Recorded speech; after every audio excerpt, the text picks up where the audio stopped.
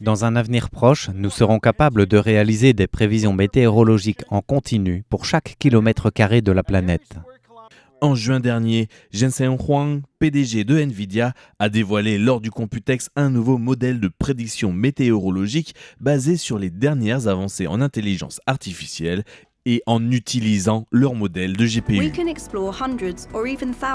Nous pouvons explorer les prévisions météorologiques régionales sur des centaines, voire des milliers de kilomètres, afin de fournir une image claire des meilleurs, des pires et des plus probables impacts de tempêtes tels que les typhons. Peu de temps après, sur l'estrade de l'Université nationale de Taïwan, Jensen Huang faisait la promotion de son intelligence artificielle météorologique pour Earth-2, intitulée Core-Diff, en prenant Taïwan comme exemple. Grâce à Core-Diff, pour des événements extrêmes tels que le typhon Chantou, la résolution peut passer de 25 km à 2 km. La vitesse est multipliée par 1000 et l'efficacité énergétique est 3000 fois supérieure à celle des modèles météorologiques traditionnels.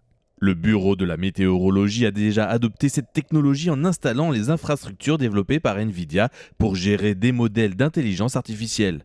Avant, il fallait entre 3 et 6 heures pour réaliser une prévision météorologique. Désormais, cela prend moins de 10 minutes. Pour le typhon Kraton, Core-Diff a également permis d'étudier beaucoup de scénarios à Taïwan. Ainsi, dès le 27 septembre, le simulateur était certain que le typhon allait toucher Taïwan. D'autres entreprises technologiques comme Huawei, Google ou encore Microsoft ont encore lancé leurs propres modèles pour tenter de prédire l'heure et l'ampleur des impacts de Kraton. Le Bureau de la météorologie a lancé une simulation comparative avec le typhon Gaemi en comparant les prévisions de l'intelligence artificielle et la réalité et a reconnu que l'intelligence artificielle peut effectivement améliorer les prévisions de trajectoire.